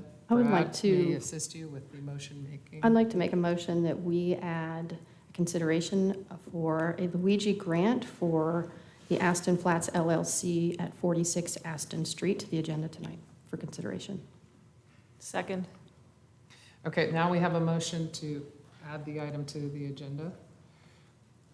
Sasha's looking perplexed. Do you want to check? No, you're good? Not good. You're fine. Okay. Okay. If I would ask staff, have you presented all the information that you think is necessary for council to give consideration to approval? Then I think you're fine. We're ready to have a second on that motion. I think there was one. I second. This is the motion to add it to the The agenda. Add agenda. it to the agenda. And then I'll make one right after it if that helps for clarity. Okay, so you seconded it, Maggie? Maggie, you got it? Okay. Ready? All those in favor, raise your hand. All those opposed, raise your hand. Okay. Now it's on the agenda, Thank you. and you can make the I motion. would like to make a motion that we approve the Luigi application, land use incentive grant application for Aston Flats LLC, 46 Aston Street. Period. Second. Okay, so now I have another question. I'm hearing very clearly in the presentation from staff. Sasha, thank you so much for giving a whole timeline. For anyone who's been trying to follow this conversation, it really did help to give the whole bucket. Thank you, and Rachel, I'm seeing the point. I'm hearing these are gonna be voucher set-asides. This is different than voucher accepting, because we know that a lot of times people are discriminated against for how they pay for their rent. And it's really hard to track and prove that kind of discrimination. But set-aside is something we've talked about, and it's different because it says that these are going to be for people who hold vouchers, which we know will free up the units in other locations. So this is like a 2-for-1, right? And so while I'm struggling with some of the nuance in this, I want to be consistent with seeking voucher units and close to transportation, because location affordability is a big part of affordability that we're not getting in this community. So I am going to be supporting this so long as they're voucher set aside. And that's in our language, that's in a part of the agreement? Okay. And I think, you- Sasha, you may know this, you've been really great about giving us an update on that number that's sitting out there, like the wait list. I think it was in the 70s last time. I know you won't have an exact, but So there's so many it's very nuanced, those numbers. I used to take it as a literal number, but there are 70 folks out there, say 70 households looking for, and that may be true, but we know that the wait list is 5 years long. We know, there's a whole bunch of nuances behind that number, so it's not like if you had 70 units, you solved the crisis. You know what I mean? What kind of vouchers were they suggesting? any, I think the policy says any, right? Rental assistance. Right. It could be any kind of, it could be HOPWA, the VASH, which is the veterans, it can be the tenant, all the different ones. A mix. Thank you. So the voucher gets to 30 to 60% of the area median income. And we do know that area median income, we're going to constantly be chasing that moving target as the cost of housing and the cost of living goes up. I do wonder if our own staff are going to be able to afford this, since we didn't get to living wage policy. Okay, we have a motion and a second. Okay, ready to vote? We're ready. Okay, Mayor, I apologize again. You're kind I went slowly so you could barge in. Per council's rules, this is now a substantive matter which requires you to open it for public comment. Oh, okay, all right, yes. I thought you were going to say supermajority or something. That's what I thought we were going to say. All right, we, is there anyone else wishing to comment on this item? Okay, now, we didn't even, we do have the motion, we have a second. Yeah. It's not public hearing, so I just checked with the audience. If you are in favor of the motion, please raise your hand.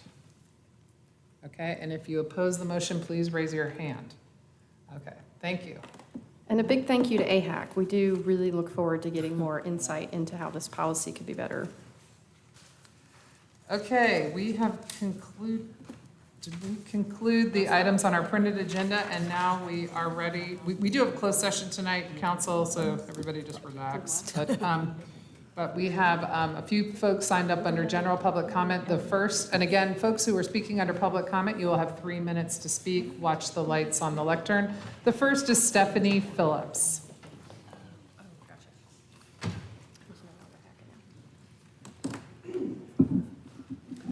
Good evening, Madam Mayor and council members. I recently dropped off documentation, a copy of my grandmother's date-stamped will in Buncombe County after her death, and a copy of the document my father and I were forced to sign after a day of negotiations with the Justice Department on September 13th, 2001 for your review. I left that with your legal department for each of you to review.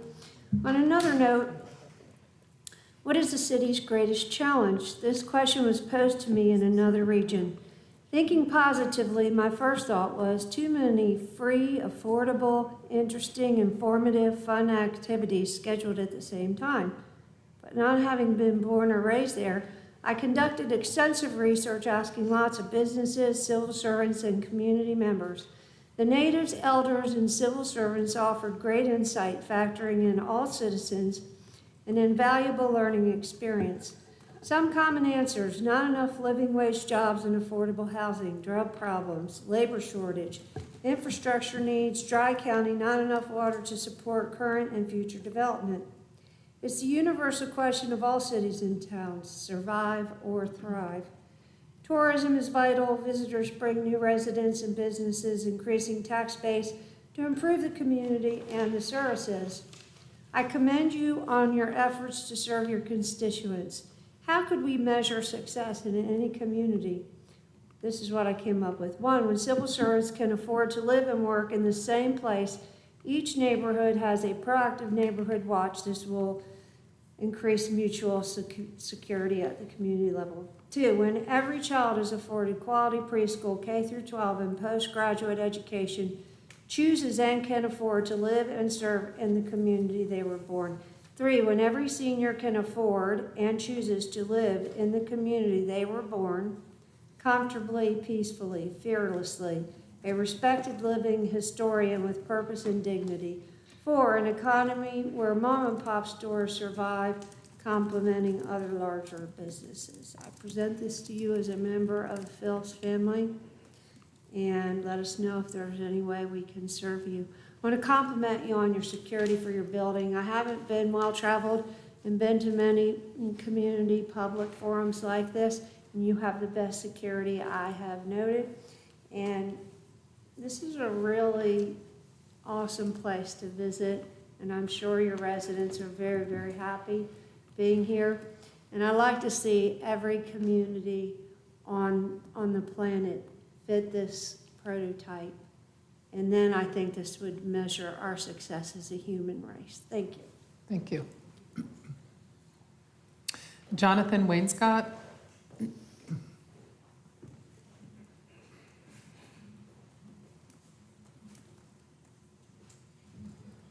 I think my slide presentation got a little bit messed up, so I might have to do some impromptu here. Anyway, you know how much I love anniversaries. I'm going to take you back to July 1900. As I'm sure maybe a few of you enjoyed the festivities over this weekend. Back then, there were a couple of parades. There was one on July 26th and July 30th, and they were sponsored by the Democratic Party. They were torchlit processions in the name of white supremacy. The vote for the amendment to disenfranchise black citizens here in North Carolina via the literacy test and grandfather clause was coming up on August 2nd, so it would be like next week. And so there were lots of, writings in the paper about white supremacy. There's so much of it I couldn't really put it all in here. In the bottom of this announcement, you'll see it says, all white men are invited to take part in this event. Preparations for the big procession, handing out torches at the courthouse. This is the old courthouse there, and the route was given, and this is where my slide presentation gets messed up a little bit. But there was also something printed in the Asheville Citizen Times via Raleigh. It was about a woman who was imploring the men to vote for white supremacy. And here's what she said. She said, shall we be obliged to submit to the indignities that pale the faces of strong men? From what class of Negroes have our insult come? Which is most to be dreaded, the weak and unwise Negro vaulted up by misplaced power, or the humble black man under wise control? Answer the question, brother, and let your vote represent your answer. As you honor your mother, as you love your wife, as you cherish your daughter, cast your vote for white supremacy. A touching appeal to the men of North Carolina from the womanhood of the state. The response to the call next Thursday will gladden the hearts of the mothers, wives, and daughters of the old North State. So maybe as the reparations process goes on, we apparently study gender disparities. We can also look at how the women back in the day were really the most ardent. As I told you a few weeks ago, it was the Hal Reid Act, where it was the Women's Bunkum League that were working the hardest to disenfranchise the black vote in 1931 when we reformed our form of government. We disenfranchised black voters 10 weeks before the formation of this very agency, and I would really like the history of this agency to be looked at, perhaps. Maybe the Reparations Committee would be interested in hearing about it. So thank you very much. Have a nice night. The next person signed up to speak is Paul Howell.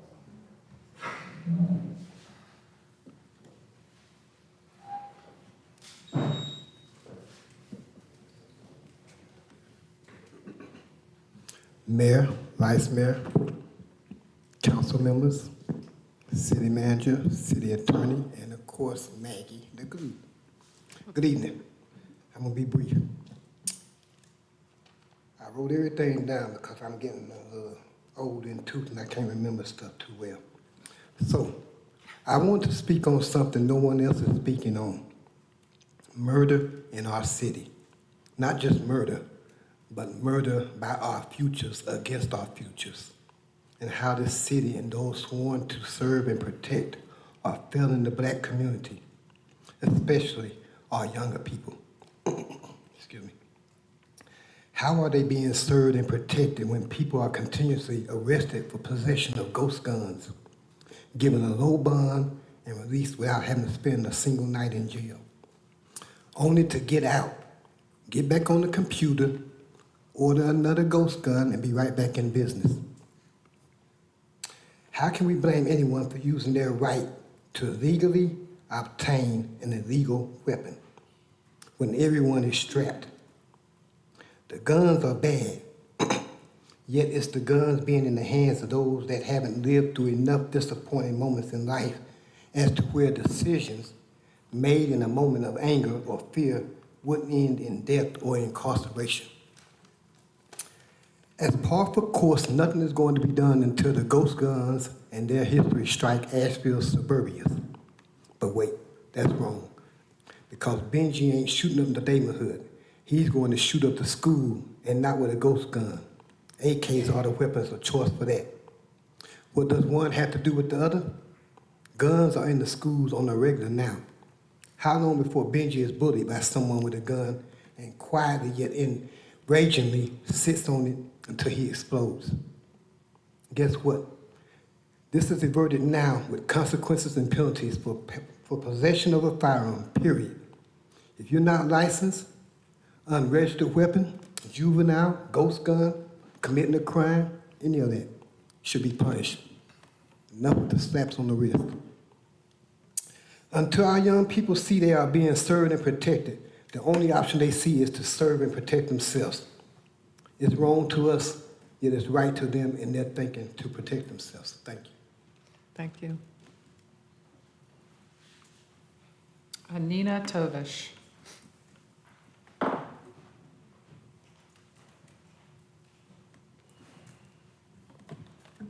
Good evening, Mayor, Vice Mayor, and council members. I come before you for the first time in my capacity as the founder and president of a new not-for-profit organization chartered just 3 weeks ago in the state of North Carolina. Allow me to introduce you to Sustain AVL. The purpose of this organization is to promote and collaborate in order to create a healthy economy for a thriving community here in Asheville and in Buncombe County. The goal is to diversify our economy. Tourism is an important and always will be an important portion of our community. It contributes greatly to our well-being, it brings in money, and it provides delight both to us and to our visitors. But we need more. The head of our TDA recently gave an interview in which she touted the benefits of a diverse economy. Turns out it's good for tourism. So this pivot towards a more diverse economy, what should we be basing it on? Our contention is that it should be based on primarily the development of climate resilient, sustainability-focused economic development. We already have all the seeds planted. We have a national solar company here called Pinegate. We also have all sorts of entrepreneurs in the renewable energy sector of our economy. We can do better. We can raise Asheville to a national profile, attracting businesses that will give our residents the opportunity for jobs that pay better than living wages and that put Asheville on the map as a community that is willing to invest in a sustainable future for all of us. Sustain AVL values center around providing occasions for civic pride and alignment with the values of the residents who live here. People who live here care about our environment, they care about our climate, and they care about our economy. And we look for government, not-for-profit organizations, and enterprise to collaborate together to create that healthy economy for all of us. We will not be successful unless the benefits of economic development have something for everyone. And that's the goal of this organization. Thank you for your attention this evening. I look forward to working with all of you on these policies. Thank you. Council, that's the end of our agenda and the end of the general public comment sign up. Mayor, may I give a quick update to council regarding the Sports Commission? Maybe 30, 60 seconds, just an FYI. So if you all remember, it was several months ago now that we heard from Chris Corral about the potential changes to the Sports Commission organization and possible absorption, et cetera. So just as a general FYI, the Sports Commission has reconvened and developed a task force and put them out to work. That task force includes the board chair of that organization, the executive director of that organization, Lucius Wilson, which is a board member for both the Sports Commission and the TDA, Vic Isley of the TDA, Janet Cohn of UNC Asheville, Chris Corral, our own Chris Corral, and Tim Love with the county make up the task force. Their goal is to have a series of meetings to explore mission statement, go over bylaws and stuff separately of the organizational structure, and then they will come up with alternatives, and they will continue to keep us updated. So I wanted to let you know that that process is ongoing and has not been finalized and will be additional months. Okay. That's it. Okay, we have a motion, closed session motion. Yes, I will make that. I move that the Asheville City Council go into closed session for the following reasons. One, to prevent disclosure of information that is privileged and confidential pursuant to the laws of North Carolina or not considered a public record within the meaning of Chapter 132 of the General Statutes. The statutory authorization is contained in North Carolina General Statute 143-318.11A1. The law that makes this information privileged and confidential is North Carolina General Statute 143-318.10E. 2, to consult with an attorney employed by the city about matters with respect to which the attorney-client privilege between the city and its attorney must be preserved, including but not limited to the handling or settlement of claims. The statutory authorization is contained in North Carolina General Statute 143-318.11A3. And the third reason, to consider the qualifications, competence, performance, character, fitness, conditions of appointment, or conditions of initial employment of individual public officers or employees. The statutory authorization is contained in North Carolina General Statute 143-318.11A6. Okay, that was the motion. Do I have a second? Okay, we have a motion and a second. All those in favor, please say aye. Aye. Any opposed? We'll adjourn from the closed session.